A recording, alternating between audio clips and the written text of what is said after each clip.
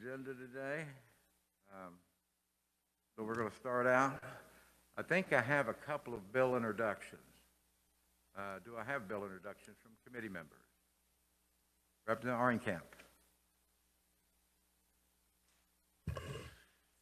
Before I have you do that, I want to go through and see who's on the Webex with us. If the IT person would be so kind. Samantha Potter, Jordan Mahallahan, Matt Sterling, Michelle Segan, Brian Davis, Debbie Beavers, Matthew Chappelle, Monica Teben, Sarah Lawson, and Ted Collins. So the only committee member is Amanda Potter. Would that be correct? Thank you. All right, now bill introductions. Representative Arnkamp. Thank you, Mr. Chairman. I've got two bill introductions. Please, the first one, 21 RS 1697, and it's a bill regarding sports wagering, and specifically it would give the sports wagering ability to the Kansas Lottery and the Kansas Lottery only. Thank you. Your next bill? The next bill is RS 1698. This also regards sports wagering. This is a bill that would allow the lottery to put out an RFP to contractors and to develop a policy for sports wagering and bring that back to the legislature. Thank you. Approval. Without objection, they're accepted. Seeing no objections. Matt, do you have those RS numbers? I do, Mr. Chairman. Thank you. Other bill introductions, Representative Woodard. Thank you, Mr. Chair.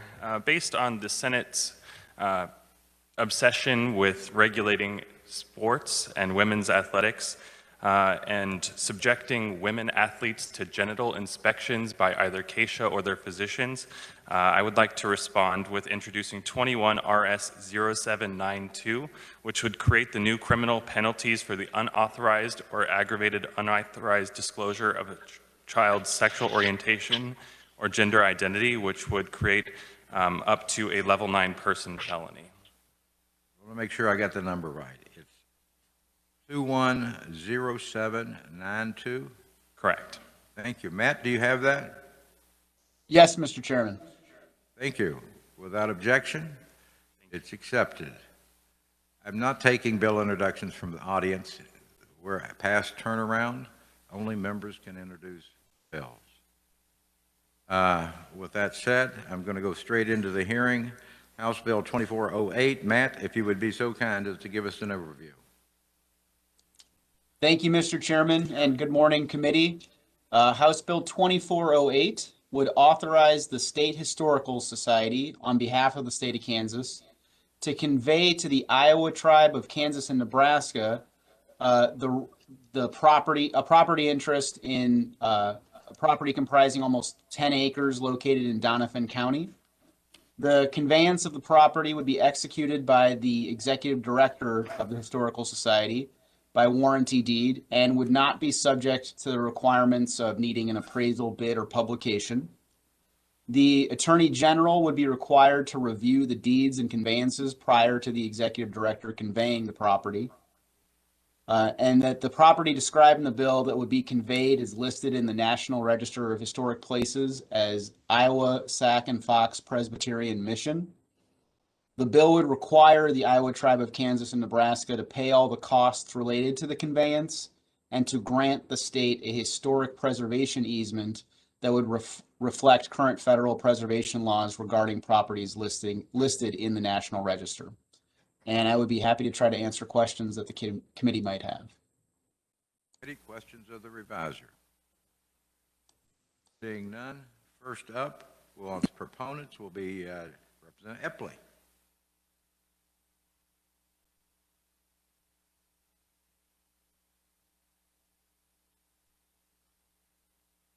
Morning, sir.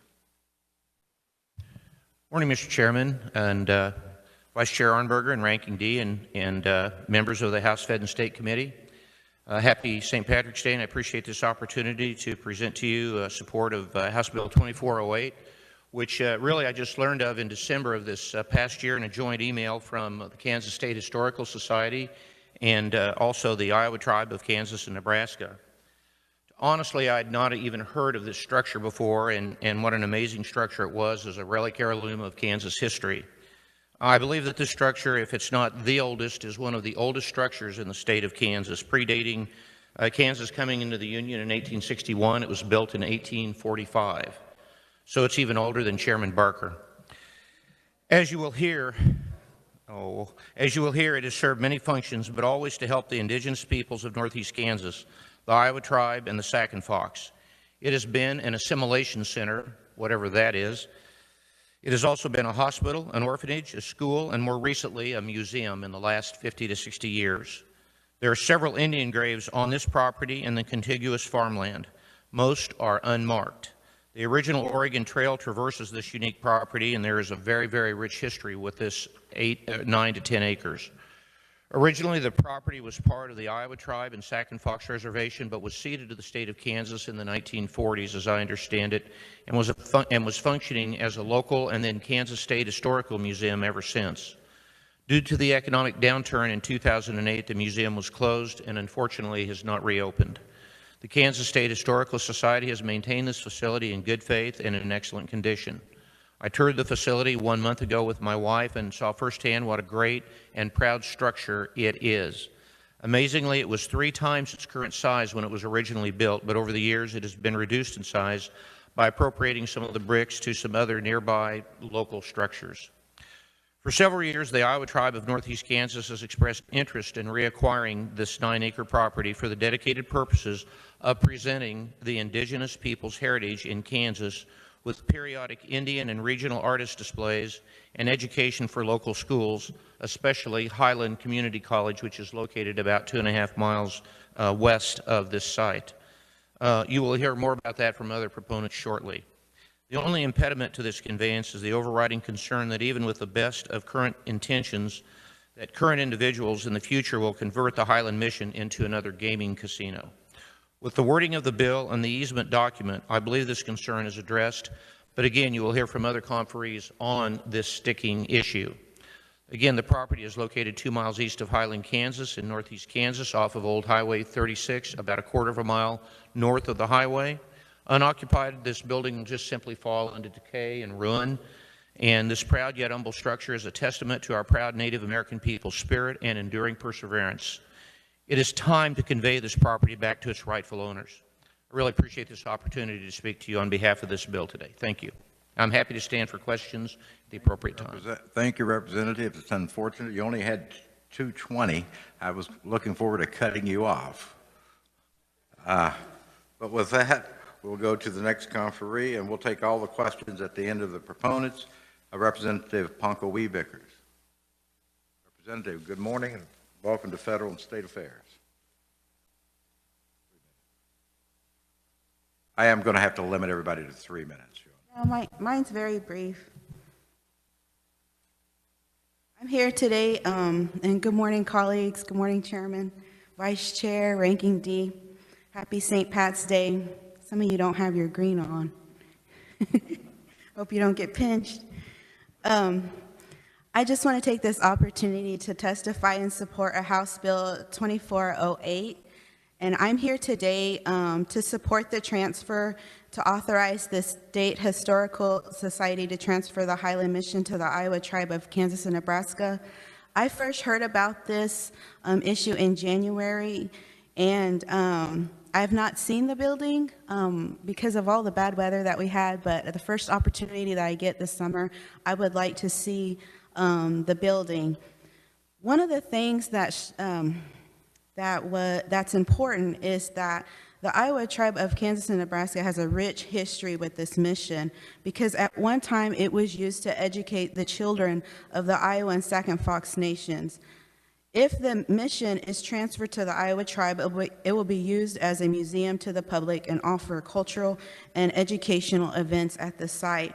Therefore, I support the agreement that was made between the Iowa tribe of Kansas and Nebraska and the Kansas State Historical Society regarding the mission. And Mr. Chair, that's all I have, and thank you for your time. Thank you. I just would remind people that you can wear green today, or if you could be like Representative Carmichael, who will wear orange. He's an orangeman. Thank you. You'll stay for questions at some point in time. Thank you so much. Next up is Lance Foster, Iowa Tribe of Kansas and Nebraska. And if I recall, the vice chairman of the tribe. Would that be correct? Yes, I'm the vice chairman and also the Tribal Historic Preservation Officer. Please go forward, sir. Thank you, Mr. Chairman and committee members. So for many years, there are people from our tribe, as well as people in the area, Highland and surrounding areas, have been asking, when are you going to open the museum again? It's been closed for about 12 years. It was built as a mission for our people, 1845, 1846, using treaty funds on our reservation at that time, and we did not see that until the 1854 treaty, which created the Kansas-Nebraska Act, and therefore opened the way for statehood. It's integral to the record of our native language. It was in the 1840s and 50s, several publications were used to help educate our children in the native language. It operated as a museum under the KSHS from 1963 to 2008, and again it was closed due to budgetary issues. There's a consistent community desire, has been for many years, talked about it for maybe 5 years seriously, to reopen it. And it's been reaffirmed by the community meetings we've had, Zoom meetings, November and December. So the thing that made us kind of move forward at this point is in 2020, we established Iowa Tribal National Park. And this would be one of the sites that would help us interpret not only our history, our story here in Kansas, but connected to communities nearby, such as Highland, and we have partnerships going forward with Highland and also with the Kansas State Historical Society, and we've reached out also to the National Park Service, and they've responded.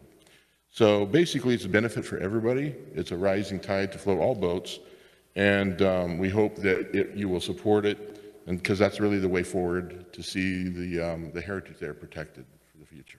Thank you. Thank you, sir. And if you'll remain for questions. I will. Thank you. Next up is Ted Collins, Highland City Attorney by Webex. Mr. Collins, are you on Webex? Mr. Collins. Can you hear me now? Yes, sir, we can. Okay. Thank you. Thank you. Please go forward. Thank you. Representative Epley asked me to speak for the committee today. I'm a lifelong resident of Highland community. I've served as city attorney for many years. The mission, we call it the old mission locally, has been an integral part of this community since before Highland was founded.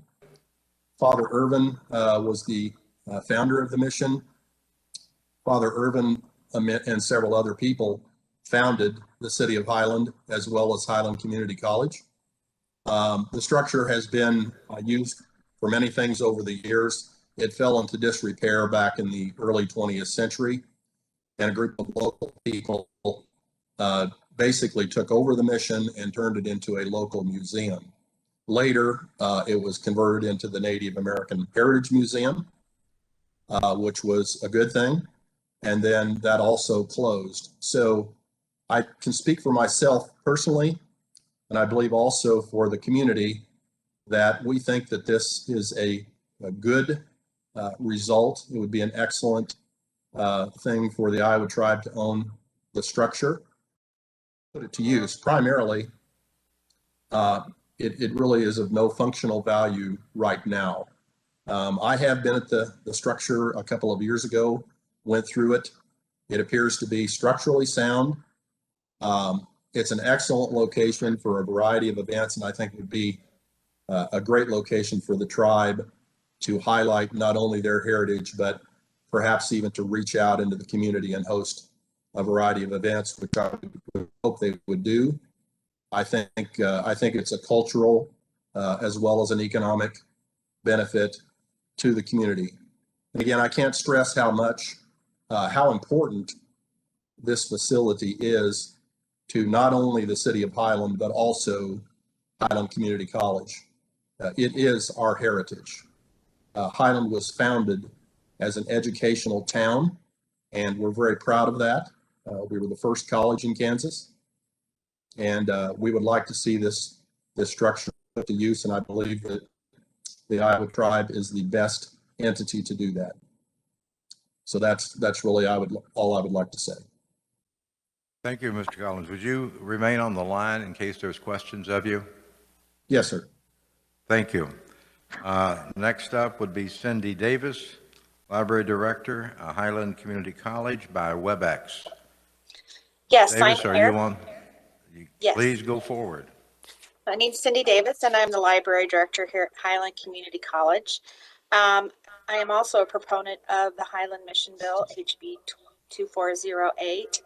The first time I met Lance, I had found a document, the land grant ceding the 320 acres to the Presbyterian Foreign Missions in 1859, which also referenced the Iowa tribe and the Treaty of 1854. Lance and Alan Kelly were both very helpful to me in obtaining grants to help preserve this document that was signed by President James Buchanan, and they have also been very supportive in other grants helping us preserve our archives.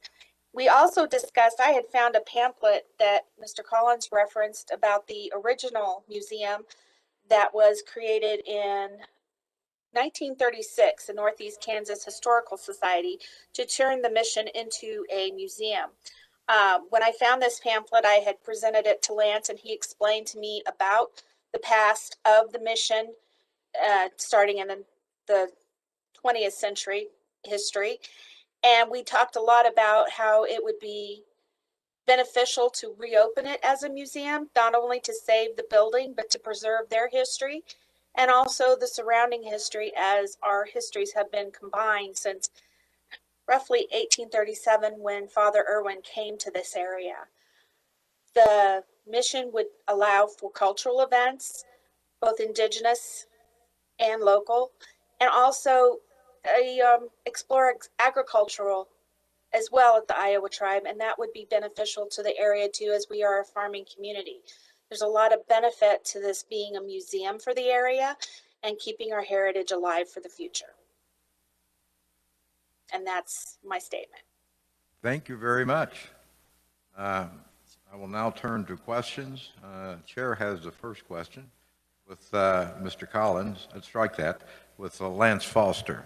If Mr. Foster would come up. Mr. Foster, we've had conversations in my office concerning this matter. Normally, we always put what we call a reverter clause in this type of transfers. You do not want a reverter clause in this transfer because my understanding it's going to go into trust. Could you kind of explain that process? And if you need some assistance, I know Brian's here. He can come up and help if he wants. I'll be brief because Russ can probably explain it a little bit better than I can. But in particular, this will be federal property. We'll be bound under all the conditions. We'll have to do all the environmental assessments. We'll have to do everything by the standards of the conditions that we all agree on. So I'm just going to head and ask Russ to talk about the legal part that he's more clear on than I am. I know you're not listed as a conferee, but I know you're a wealth of knowledge. You represent a number of tribes. You're counsel to a number of tribes. Yeah, and a member of this tribe, if I recall. That's correct, Chairman. Right. Yes, let's talk about the trust. Sure.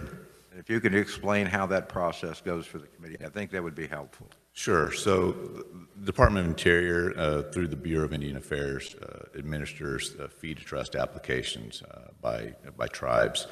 And there's a specific process, and part of that process is they would look at any encumbrances or any other, to use, the phrase would be a cloud on title, for example, that would impede the federal government's title, because the property, legal title will be vested in the United States of America for the benefit of the Iowa tribe of Kansas. And so we've got all the federal regulations dealing with the United States taking title to property to be part of that situation. So my understanding from brief conversation with Lance is preliminary discussions are that the reverted clause would not be acceptable to the United States, but I believe the historic preservation easement that has been mentioned by Representative Epley would be a permissible encumbrance before they took that into trust. So the proposal of Representative Epley would not infringe upon your ability to put it in the trust. That's my understanding. And Lance has had conversations with the local realty officer, or the superintendent of the local agency, and I believe we've got some. Yeah, because one example is we already acquired Rural Bluffs Preserve, which was the Nature Conservancy transfer to us, and that's being put into trust with the conservation easement. So that should be no problem at all as far as easements like that to go with the deed. And one more question for you, Russ, would be the concern that many have is that it would later, I'm not saying now, I don't think that's the intent of the tribe, but in 10 or 20 years, they may want to choose to make it a more profitable 10 acres or 9.86 acres and want to put a casino in. My understanding there is a process, a very difficult process, if land is placed into the trust. Could you kind of give me an overview of that for the committee? For gaming purposes? Yes, for gaming purposes. Okay, sure. I think the first point is I think that the tribe views the profit here, the cultural value, not monetary value, first and foremost. The next piece of that, under the Federal Indian Gaming Regulatory Act, in order for a tribe to conduct gaming legally, it has to be on lands on their reservation or on trust lands outside their reservation. This parcel, now due to the cessions in the 1850s, is outside the tribe's reservation. So there are very specific provisions on when you could ever even attempt to have gaming on trust lands off reservation. And in particular, the federal statute provides that any land taken into trust after October 17, 1988, the baseline rule is no gaming at all. But there are a few exceptions. The only one that's potentially applicable would involve the Secretary of Interior leading detailed consultations with the state, the local governments, the other regional tribes, and making a determination that gaming was appropriate.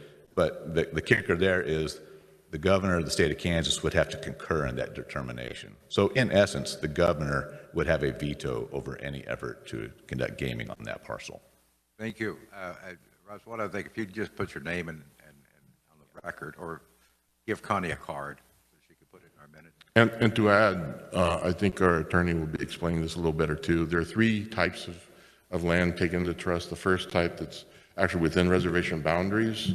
The second type, which is outside reservation boundaries, that is this type, which is non-gaming. And the third type is specifically gaming that has a higher level of scrutiny by the BIA, by the federal government, and by the state. So we're taking under the second type, and anything where you try to pull a fast one, it basically throws it out of that kind of trust situation. And so it is a difficult situation to deal with, and we would not be able to deal with it. One last question before I get to committee. There's been testimony that this is also a burial ground, which my understanding in your culture makes it holy ground. Have you been able to identify where the burial ground is?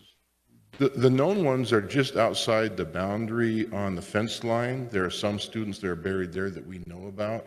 But in one year, there was a cholera incident that killed 15 there. We don't know where those folks are. I'm also a member of the Unmarked Burial Committee.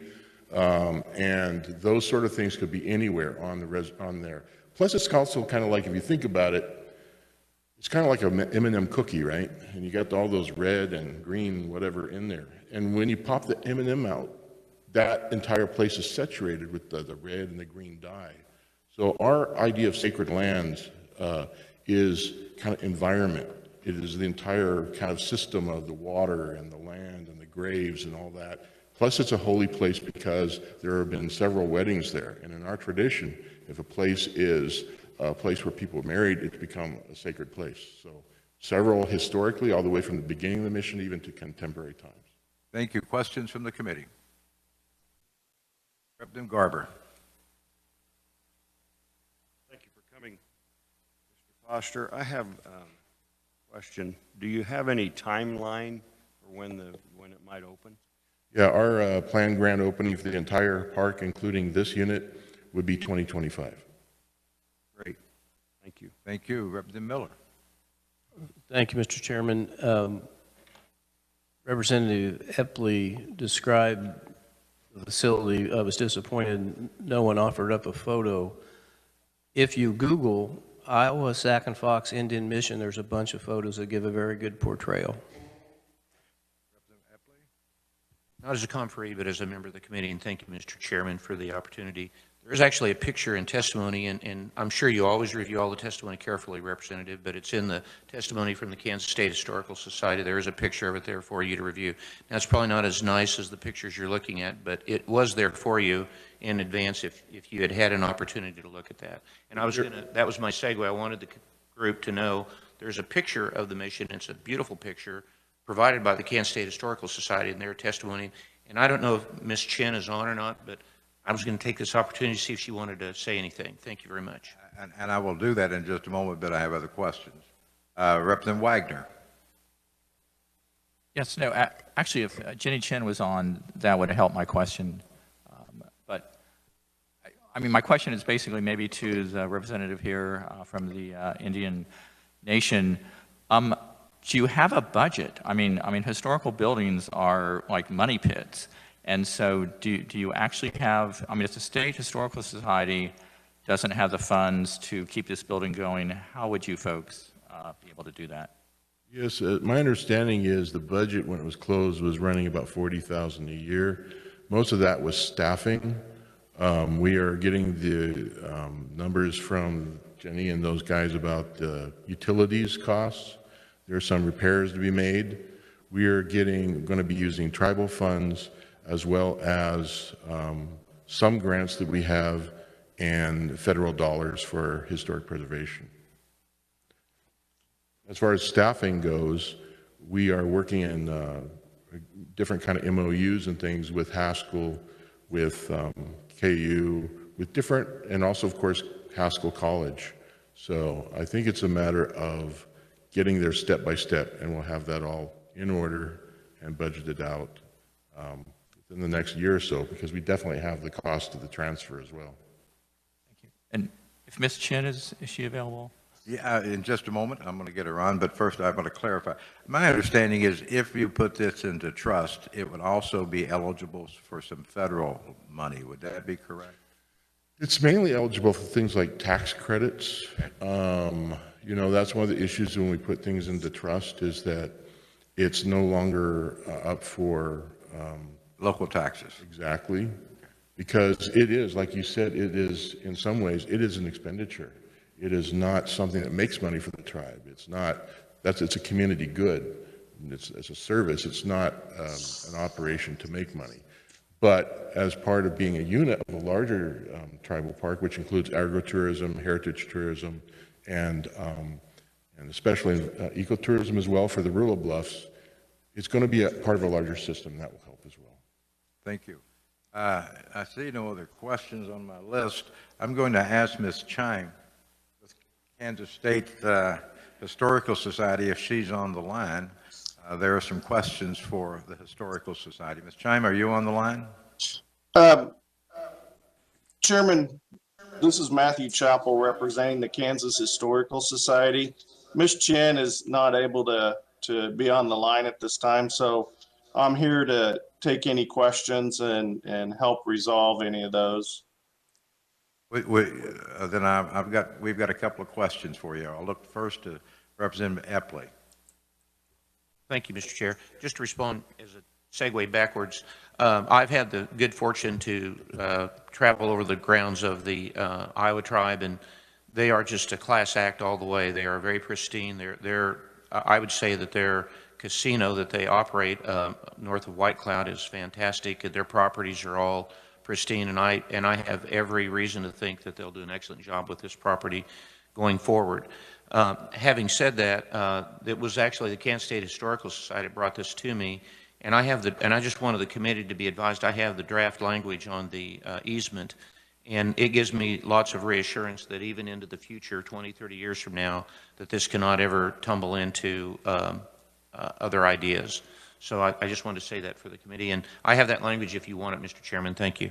I have seen the language. Representative Wagner, you had a question of the Historical Society. Yeah, to the Historical Society. Have you folks had other experience with taking a state historical site and turning it over to non-historical society actors? I mean, isn't it typically the other way around that operates? And I'm just wondering if you have some other examples where you have done this. Yes, Mr. Chairman and committee members, we have transferred some property to other interested parties. One that comes to mind is Mount Mitchell, that was in, I believe it was in Wabaunsee County, that we had turned over to the Audubon Society. That has happened in the past.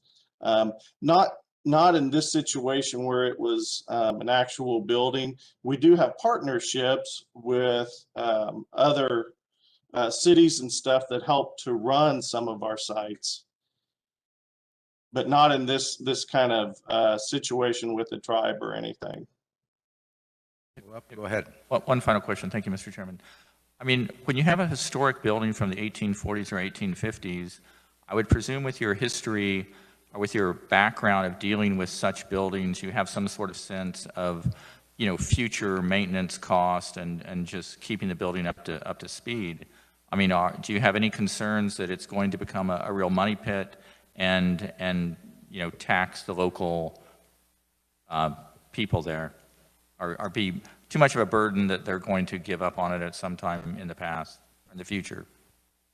I don't think so. I think the Historical Society is in agreement with this bill, and I think that this will actually enhance the ability to maintain and keep up the mission.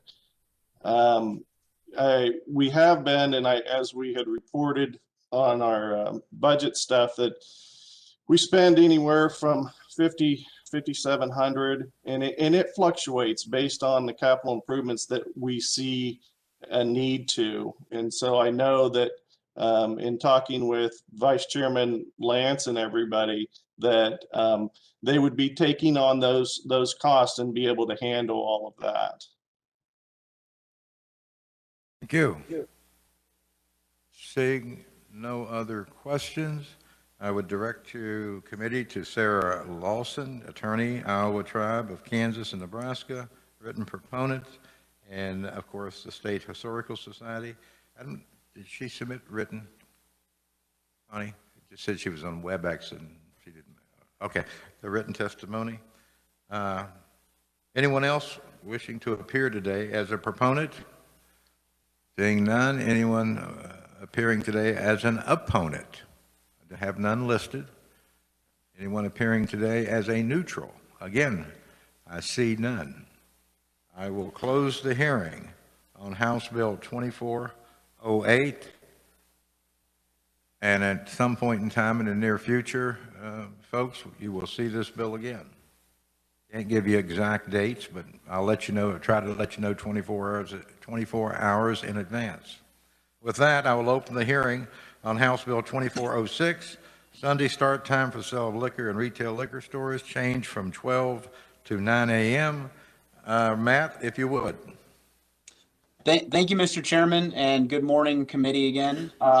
Before I jump into my brief, I'll just note, since the chairman referenced that there is some confusion with the bill and the short title. The short title indicates 9 a.m., which is incorrect. The bill changes it from 12 to 10 a.m. Just for that clarification, the short title will be updated to avoid future confusion. But House Bill 2406 would amend statutes in the Kansas Liquor Control Act and the Cereal Malt Beverage Act to change the days and times for retail sales of alcoholic liquor and cereal malt beverage. So under current law, if a city or county has expanded the days of sale of those products, the sales are still prohibited on Sundays outside the hours of noon to 8 p.m. and are also prohibited on Easter Sunday, Memorial Day, Independence Day, and Labor Day. So House Bill 2406 would amend KSA 412911, which provides cities and counties with the option of expanding or restricting retail sales of alcoholic liquor and CMB within their jurisdiction. The bill would change the restricted hours for Sunday sales to 10 a.m. to 8 p.m., allowing retailers an additional 2 hours of sales. The bill would also eliminate those restrictions on sales on Memorial Day, Independence Day, and Labor Day, keeping the Easter restriction. The bill would make additional amendments to KSA 412703 regarding issuing CMB retailer licenses. The bill would require the issuance of a CMB license to an applicant that holds a producer license issued under KSA 413355, provided that the applicant was not otherwise disqualified from holding the retailer license. And I'd be happy to try to answer questions that the committee might have. Thank you. Questions for the reviser? Oh, yes, Representative Arnberger. Thank you, Mr. Chair. Matt, is there a state law where it prohibits sales, liquor sales on Thanksgiving and Christmas? So thank you. So current law prohibits the sales on Sunday, outside those hours, Memorial Day, Independence Day, Labor Day, Thanksgiving Day, or Christmas. So the bill would be eliminating those restrictions on Memorial Day, Independence Day, and Labor Day, keeping Thanksgiving and Christmas. And Easter Sunday? Yes. Thank you. Thank you. Further questions of the reviser? Seeing none. Conferees, we have a number of them. I'm going to ask them to be as brief as possible. We have one other bill to hear. First up is Amy Campbell, Kansas Association of Beverage Retailers. Good morning and welcome to Federal and State Affairs. Thank you, Mr. Chairman. My name is Amy Campbell. I work for the Kansas Association of Beverage Retailers. We are the store that represents the licensed liquor stores in Kansas. This bill was heard last session, and it had made progress in the Senate, but had not arrived at this committee yet. So I'm very happy to have this hearing today. The bill is designed to resolve an issue that we have for our consumers who would like to purchase adult beverages before the Sunday noon football game or prior to going to the lake on Sundays for boating. Sunday sales would still be up to the locals. They could still choose whether or not to expand these hours as it exists in current law. Additionally, the legislation removes the summer holidays from the Sunday sales ordinances altogether, separating that process. The reason is that while our members do understand that the issue of Sundays is a cultural issue related to families and church, we do not believe that that same relationship exists for summer holidays. Since the passage of the beer law, liquor stores are competing against grocery and convenience stores who already have the privilege of selling on those holidays, and that's why it would pull these days out of the statute. There is a section in this bill relating to producers' licenses, getting a CMB license. This is an issue for producers existing in rural areas. That amendment was added in the Senate last year on a motion by Senator Masterson. As written, this legislation continues to uphold the priorities of statewide uniformity, which is very important, and we would ask that any changes to the bill would abide by that. And further, we would just hope that any work on this bill would continue to align with the 2017 beer compromise. With that, Mr. Chairman, I'd be happy to stand for questions. Thank you. I'll hold questions till the end. Next up, Whitney Dameron. Good morning. Welcome to Federal and State Affairs. Thank you, Mr. Chairman, members of the committee. Whitney Dameron, Kansas Association for Responsible Liquor Laws. Carl is a retailer organization, some of the larger retailers in the state of Kansas. Our position is consistent with Amy Campbell's group. We do support the legislation. This came about a little more than a year or so ago when the Kansas City Chiefs were well on their way to winning a Super Bowl, and we had some retailers, particularly in the Kansas City area, saying our people want to come buy product before noon, before kickoff time. That was not the restriction on the Missouri side, so we sought this legislation. You'll see in my testimony that I do make reference to the short title of the bill of 9 a.m. And our preference is a 10 a.m. start time, and we think that would be sufficient and appropriate, Mr. Chairman. Thank you. Would that be comparable to Missouri? I don't know what their hours are. I know it's earlier than noon. Okay, thank you. You'll stand for questions a little later. John Goodyear, League of Kansas Municipalities. Good morning, sir. Welcome to Federal and State Affairs. Morning, Mr. Chairman. Thank you, committee, for allowing me to come up and give testimony in support of House Bill 2406.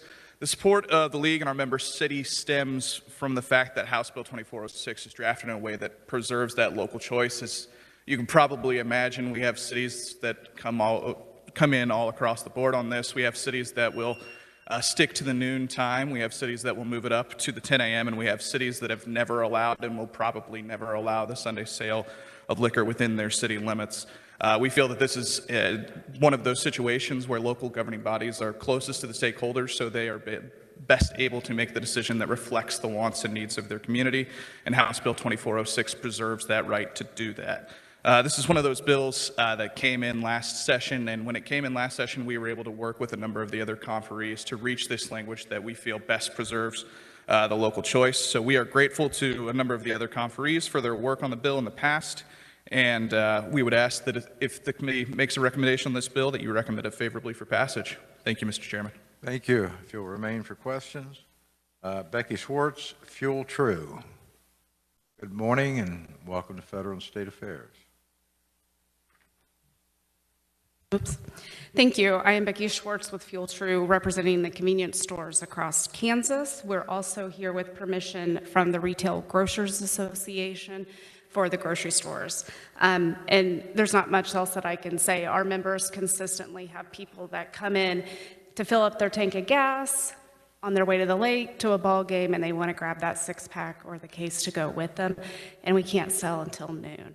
So this just allows an ease for them to make their way to wherever they're going. And so with that, Mr. Chairman, I thank you, and I'll stand for questions. Thank you. Next up would be Monica Tybin, Blackjack Liquor on Webex.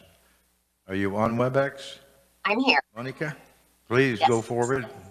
Thank you so much. I appreciate you letting me today. I'm sorry I have an echo. Do you? Okay. Go right ahead. Okay. Anyway, I'm the owner of Blackjack's Liquor in Dodge City, and I'm here to speak to you today in support of HB 2406. I'm also a member of the board of directors of the Kansas Association of Beverage Retailers. Last year, the legislature closed down due to the coronavirus and left Senate Bill 456 stranded. That bill was very important to my store and to those who operate in communities that have not elected to adopt Sunday sales ordinances. This is a problem because my store is directly competing with grocery store and convenience stores for the sale of strong beer. I was unable to be open on Memorial Day, Independence Day, and Labor Day, which happened to fall on a Saturday, Independence Day, which was our biggest sales of the week. The Sunday sale process makes sense for cities and counties as it reflects community priorities, family, and church.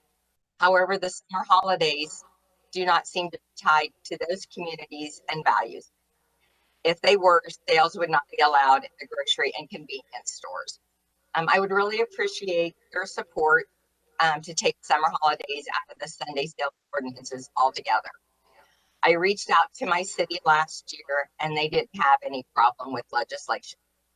Passing HB 2406 would be very helpful to my business and others who find themselves in similar situations. And if you ever get through Dodge City, be sure and stop at Blackjack's. Be happy to serve you. So, thank you for your time. Thank you, ma'am. I want to advise committee, I have Debbie Beavers on WebEx to answer any questions. At this time, I'll open it up for questions. Questions from committee members? Yes, Representative Hauser. Thank you, Mr. Chair. A question for any of the proponents. I Googled it up. Missouri starts at 9 o'clock, and I saw Amy raised up 9, so I Googled it up. Would it be, do you think it'd be a source of heartburn for anybody if I brought an amendment that made it 9 o'clock instead of 10? I think we have someone. Whitney's coming up. Again, Mr. Chairman, Whitney Dameron, Kansas Association for Responsible Liquor Laws. We had this discussion when we brought forth this bill last session with our members. I'm sure there's a diversity of opinion. The concern that at least some of my retailers said was if you lower that to 9 o'clock, now you're talking about 9 in the morning to 8 p.m. at night. You're potentially looking at staffing issues, hours issues, increased labor costs. They felt 10 worked better for them so that they wouldn't have to kind of double stack their employees. But I think it's probably a personal preference. Thank you. Whitney, just one last thing. This isn't agreed upon by all the different conferees. Would that be correct? I mean, I would say that my organization communicated with Amy's, and I think the retailers are generally comfortable with 10 a.m. Yeah, and it doesn't mandate you open up, even if right. The bill passes the authority. Of course, the idea is if your neighbor is, you are as well. Right. Well, thank you. I'm going to direct that question also to Debbie Beavers. Debbie, are you on the line? Yes, Mr. Chairman. There was a question raised by one of the representatives about changing it to 9 a.m. Does that change ABC's position? It does not. It is up to the legislature to set that start time, and my understanding is that most of the retailers have agreed upon this 10 o'clock start time, so whatever the decision is, ABC is okay with that. Thank you. Questions of the committee? Seeing no further questions, I would state I have anyone else as a conferee, proponent. Seeing none, I have no opponents listed. Any opponents? Again, I see none. Any neutrals? I see none. I will close the hearing on House Bill 2406, and I will open the hearing on House Bill 2417. Matt, if you would be so kind. Thank you again, Mr. Chairman. House Bill 2417 would amend statutes in the Kansas Liquor Control Act and the Club and Drinking Establishment Act to authorize the sale of refillable and sealable containers of beer and cereal malt beverage, commonly known as growlers. So under current law, alcoholic liquor retailers are restricted to selling alcoholic liquor only in the original unopened container, and clubs and drinking establishments are not permitted to sell growlers. Currently, only microbreweries are permitted to make such sales. The bill would amend KSA 41308 to authorize alcoholic liquor retailers to sell growlers under the same conditions as microbreweries. And then the bill would also amend KSA 412653 to authorize the sale of growlers by clubs and drinking establishments, also under the same conditions as microbreweries. I'd be happy to try to answer questions the committee have. Thank you. Questions for the reviser? Seeing none, I will go to proponent testimony. First up will be Amy Campbell, Kansas Association of Beverage Retailers. Mr. Chairman, Amy Campbell, Kansas Association of Beverage Retailers. This growler bill last year passed the Senate and this committee and died on general orders in the House. The bill is written the same way it was last year. Growlers are a technique for supporting microbreweries and breweries who make beer that is not bottled or canned for sale on the shelves of liquor stores across the state. So people who are big fans of unique and maybe temporarily made craft beers are big fans of getting growlers. The growler station is sort of a self-service unit where a keg is put inside of a refrigerator. You fill your growler. There's a sealed cap that goes on the top. There are also crowlers, which are cans that can be sealed. The only disadvantage of these products is that once they're opened, you pretty much have to drink them because there isn't any way to reseal them. Our members are very eager to be able to sell these products in our stores. We believe that liquor stores are the ideal location for selling these products, and they're very popular across the country. We would be very happy to answer questions when you're done. Thank you, Mr. Chairman. Thank you. Thank you, Amy. I'll go to questions at the end of the conferees. Brian Davis, Kansas Association of Beverage Retailers on Webex. Mr. Davis, are you on Webex? I am. Good morning, Chairman and members of the committee. Thank you for allowing me to be here today. I am Brian Davis. I own Davis Liquor Outlet here in Wichita, Kansas. I'm also the president of the Kansas Association of Beverage Retailers.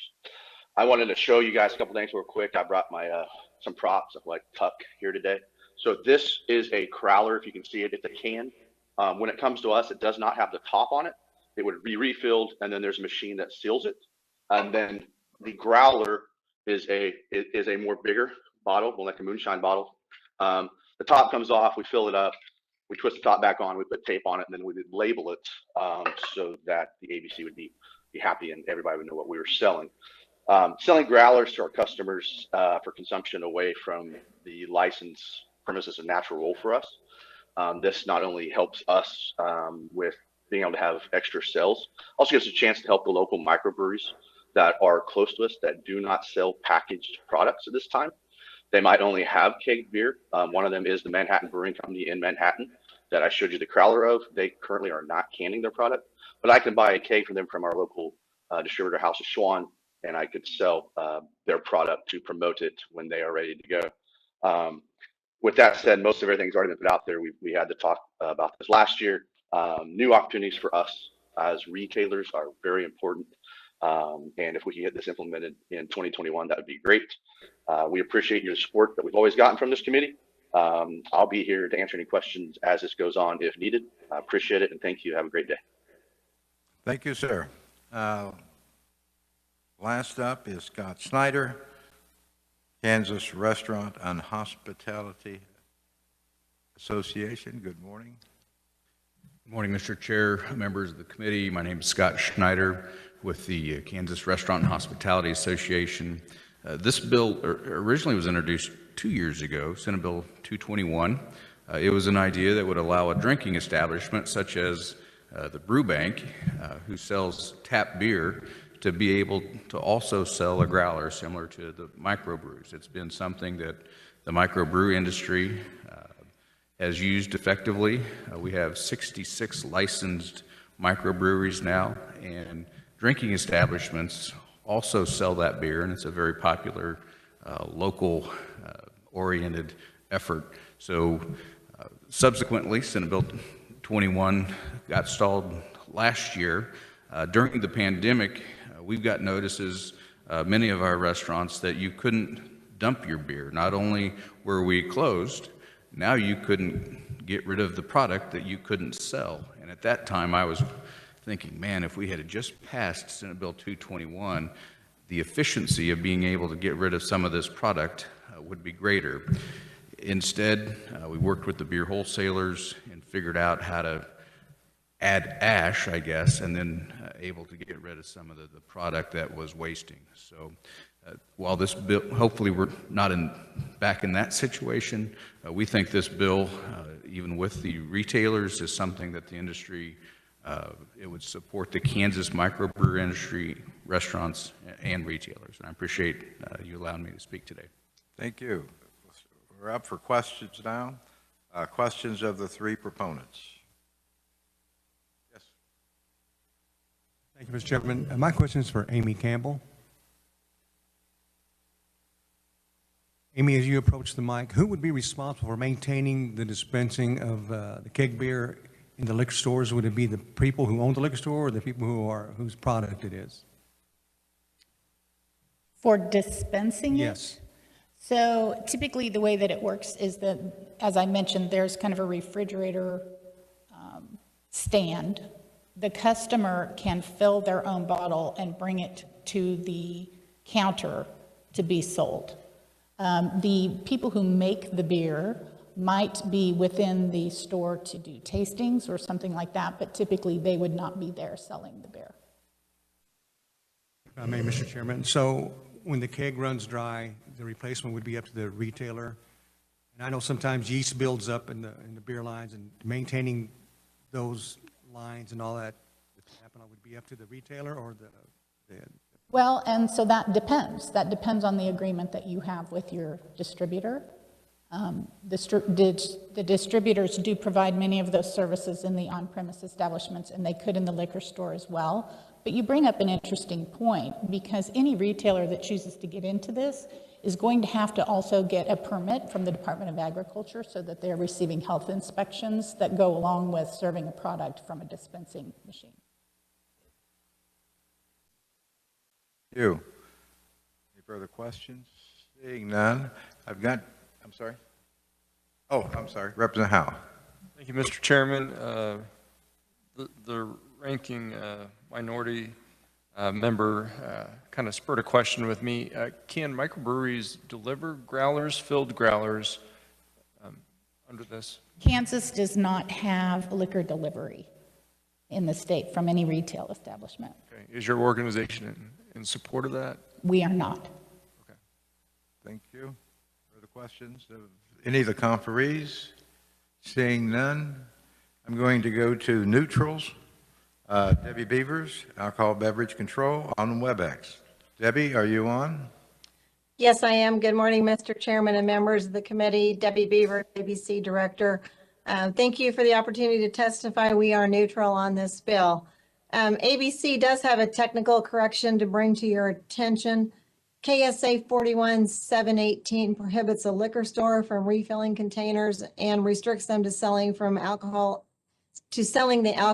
in the original container.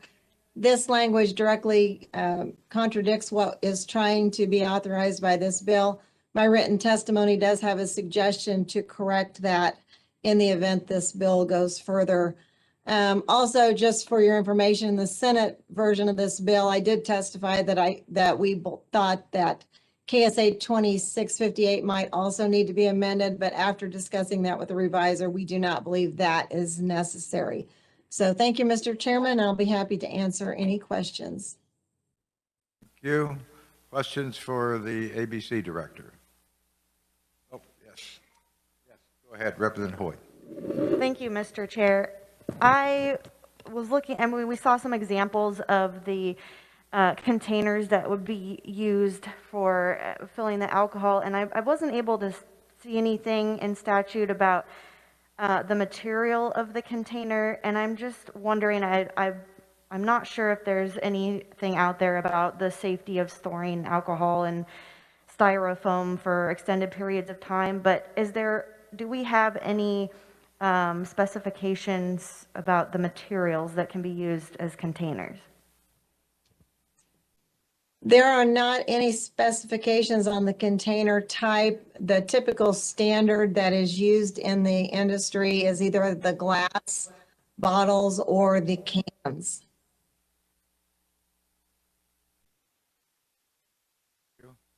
Matt, are you on the line? References technical amendment. Are you aware of that? Yeah, I see the technical amendment, Mr. Chairman, and happy to prepare that for the committee.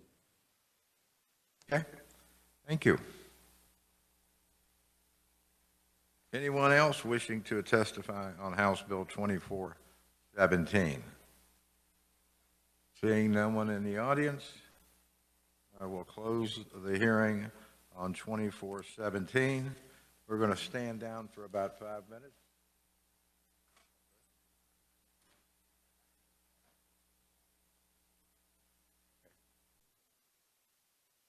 Committee, I've been conferring with my ranking member, and I want to know if there's any objection to Working Bill 2406, which is the Sunday start.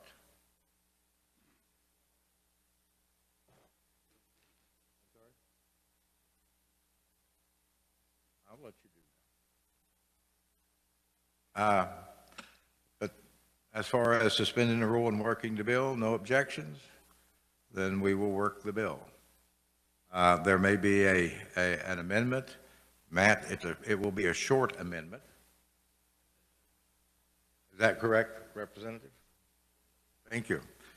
So, as to House Bill 2406, what is the pleasure of the committee? Representative Reese. Thank you, Mr. Chairman. I move that the committee move out HB 2406 favorable for passage. Thank you. Do I have a second? Representative Epley is the second. Discussion. Representative Hauser. Thank you, Mr. Chair.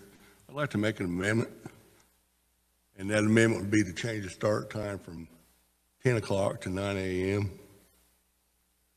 Thank you. That's a pretty simple amendment. Matt, do you have that? Yes, Mr. Chairman. I assume that's to make it uniform throughout the bill. There's a number of references to the 10 a.m., so to change all of them to 9 a.m. Is that your understanding, Representative Hauser? Pardon? That he would be able to change everywhere where it says 10 to 9? Yes, sir. Thank you. Is there a second? Representative, I'm sorry, Clayton, I saw first. Not that I'm ignoring you. I have a second on the amendment to change it from 10 a.m. to 9 a.m. Discussion. Yes, Representative Howe. I just had a question. We just heard HB 2417, and so how would this amendment affect the previous bill we heard? Well, we've not worked that bill, so. Correct. And because of that technical amendment from the ABC, I may have to wait a few days before I work that bill. Okay. So it would have no effect, but it may have effect at the time we work it. But you don't foresee any conflict between the two? I'm sorry? Do you see any conflict between the two? I'll look to Matt on that. Okay. Matt? Thank you, Mr. Chairman. I don't see, I mean, if the provisions differ that were eventually adopted between, say, House Bill 2406 and House Bill 2417, there is the reconciliation bill that the legislature usually runs towards the end of the session to reconcile differences amended in different bills in the same statute. And again, if there's additional clarification that needs to be made, something that I can also be happy to prepare for the carrier of the bill as a floor amendment as well. Thank you. Because most of these alcohol bills will go to conference, and then we will do probably one large alcohol bill that would encompass many of these bills. We're allowed on the House side to have one vehicle plus 4 other bills in it. Representative Smith behind me, I'm sorry. Thank you, Mr. Chair. So earlier when somebody had a question about when Missouri opens, Ms. Campbell held up a number of fingers and I was unable to count them before she put them back down. What time does Missouri open again? Could you hold those fingers up again for me on a Sunday? It's 9. Thank you. Thank you. Have you been to the optometrist lately? Okay. Further discussion on the amendment. Yep, Representative Woodard. Thank you, Mr. Chair. I appreciated the question from the Vice Chair earlier. Rather than trying to amend in this committee, I'll discuss with the conferees and then potentially bring something to the floor if this makes it to the floor, if we have their support. Thank you. Thank you. Further discussion on the amendment. As to Hauser's amendment, all in favor say aye. Aye. Those opposed, no. Ayes have it. The bill has been amended. Go back to my vice chair. Is there a motion? I'm sorry, it was my ranking member. It's one of my closest ones. Thank you, Mr. Chair. I move that House Bill 2406 as amended be favorable for passage. As amended. Thank you. You've heard the motion of Representative Reese to pass out House Bill 2406 as amended favorably. Is there a second? Representative Arnberger. Further discussion? Further discussion, Representative Wagner. Thank you, Mr. Chairman. I just want to understand the clarification on this. The question of closing on Memorial Day, Independence, and Labor Day, is that also subject to these changes? There is a local option. Am I correct in all of this, or is it just on the hours, the change of the hours? Direct that to the reviser. So the language that's being stricken is the prohibition by the state limiting what can't be expanded. And so that's being removed. So under current law, it's not an option to allow for sales on Memorial Day, Independence Day, or Labor Day. And that option, that prohibition is being removed at the state level. But it's still subject to local control? Subject to local option. All right, was that helpful? Thank you. Further discussion, Representative Howe. Thank you, Mr. Chairman. A question for the reviser on HB 2417. What is the definition of club? Are you talking about a country club, or I know we held a hearing about another bill earlier, maybe last week, about the Community Defense Act. And are those clubs under this, or? Well, just for clarification, we're not working 2417. We're working 2406. My apologies. All right. Further discussion on House Bill 2406. Seeing none, we have a motion to pass out favorably as amended. All in favor say aye. Who oppose, no. Opinion of the chair, the ayes have it. The ayes do have it. Passes out favorably. Committee, we're not going to take up the other matter today. We have a full agenda tomorrow. We will be working these other two bills probably next week or the following week, which will be the last week. Anything else? Bill introductions one last time? Yes, Representative Potter. Thank you, Mr. Chair. Sorry, I had a bill introduction. Thank you. Number is RS 1384, and it would be the COVID Freedom Act. Matt, do you have that?